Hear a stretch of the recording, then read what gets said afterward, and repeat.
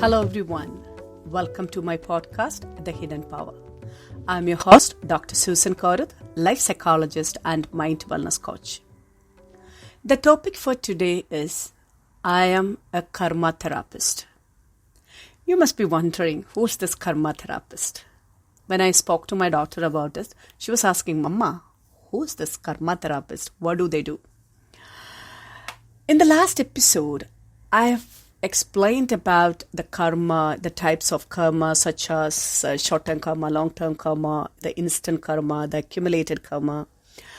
And today what I'm going to explain is how the karma works in your life. When you say the karma, it is mostly a particular life patterns or a belief we Indians follow. And here, in my therapeutical sessions, it has been really helpful for me to help people to get out of their past pains and, kind of where they are stuck in the past. They could just move on with vigor and, kind of new energy when I work on karma-based therapies. The karma, that it is the effect of your karma. That means whatever you have done, we learned there is always a consequence of every action. So the consequence happens, and how that affect you is your karma. So when you do a karmam, that means an action. Karmam is an action. When you do something and there is a result, and that result, how it affects you is, we say it's the karma. And when you look at this and, people say that, wherever you are and you may be far away from something that you have done and you have moved to somewhere and maybe, like you don't even remember what you have done, but the karma will find you and you will definitely be affected by your karma. So as a result of your action, the karma happens. So that means there is an action happens. The action is connected with your thoughts. Without thoughts, no action happens. So thoughts are related to your beliefs. So belief influences your thoughts influences your actions, or the thoughts generates your actions, right? So what is the key aspect here? Or key component here, it is your beliefs. So when we are looking at karma, we always need to check, okay, what was the karmam you did. That means karma happened. That is what you're experiencing now. What karmam you did, that means the actions that you did. How that actions were generated in your thought processes. So we check the thought processes and then we go back to the belief system, who you were and what you were, and how that your learning pathways or your neural pathways affected your actions. So the karma can be affecting, or your karma can affect every areas of your life. That means your family, your personal, your economic, your social areas of your life. So as we said, the result of your actions, and that is the consequences, affect you. And then we say, this is the karma that I'm facing. So there are three important people in your life, which I will be explaining it in my another coming episodes. The past you, and the present you, and the future you.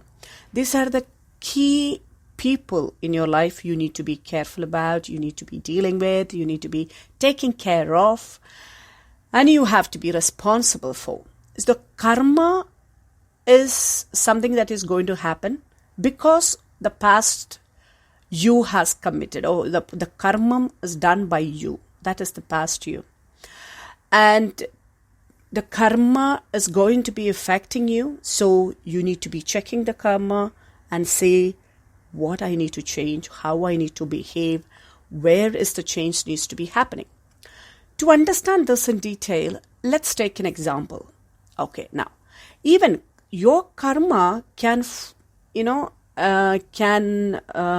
affect your children as well. Let's see how it can affect your children as well.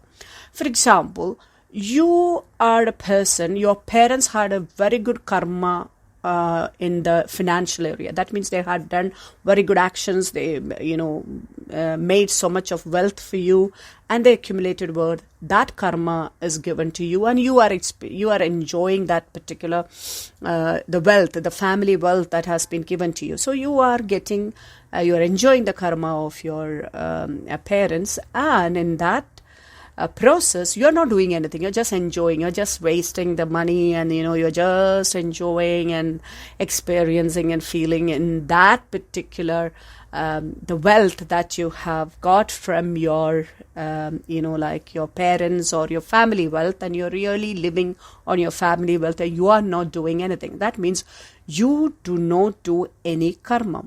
Now, when you are not doing any karma, that also can be considered as an adharma. That means you're not doing what dharma, that means what you're supposed to do, you're not doing it. So when you are not doing something is your dharma, that means I'm supposed to do, I'm supposed to work, I'm supposed to earn for myself, and maybe and I can, like how I got at least to protect my family wealth, I must do something. That dharma you are not doing. So instead, you are just, wasting or, spending all the family wealth. That's an adharma that you do. As a result, you may end up in debt. And this debt can affect you in different ways, in your body, your mind, and your soul. In the body, you may not have money to, feed yourself, the food. So you can see that your health is getting affected. Maybe you get ill, or your mind can get affected, like stress, anxiety, and those areas. And like that, you feel a different. Everything is negative. Everything is bad for you because you have not done your karma in the right way. Dharma was ignored, and you're more oriented towards your adharma. So in this way, you can even get a neglect from your family, neglect from the social life, and the social stigma can be attached to it. And all these things we say, it's a karma because you did something wrong and it's just not the right thing that you did. So it affects you. And how it affects the next generation? Obviously, because you have wasted everything that you have got, your family has given you. In fact, you don't have any right to waste your family wealth because the family wealth has to be, passed on to the next generation because it's the property of the entire generations. It's not just you have got the right to, do whatever you want to do with it. You are a custodian of your family wealth. Everything is like that in that sense, the nature, the earth and everything we enjoy. We are just custodian. We have to live from this earth. So we are not supposed to be, using it responsibly, but you have to be responsible for ourselves and our generations and, the new generations. We must consider them in our every action and every thinking process. We need to consider their life as well. So what happens here is, as your karmam is not based on adharma, your karmam is based on adharma, what you suffer is a bad karma. When your karmam is based on dharma, you enjoy a good karma. So karmam is your action, dharma is what is right, and adharmam is what is not right, that means wrong. And karma is the effect of the actions, effect of the result of the action or the consequences. Okay, so here always focus on, am I doing my dharmam? That means through my actions, am I really doing the right thing? Or through my actions, am I doing a wrong thing? And this can help you to understand and see how you have been created your life today by analyzing the past karmam. And if that is based on adharma, please make sure that where it went wrong and how you can correct it, and so that the present you can work on it and a better karma can be attracted towards you. It can be applicable to every relationship, in your family, in your personal growth, and everywhere.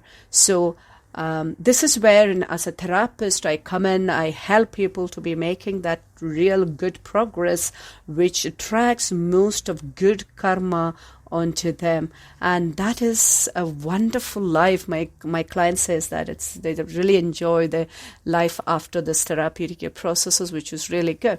So I thought I will just give this kind of in a sense to you, so that you can also understand and you can really check your life for what kind of a karmam you do, whether it is based on dharma or adharma, what kind of karma you are going to get, and you can at least have a kind of a change if it is required, or you wanted to continue like that and it is going to attract a good karma, carry on with that.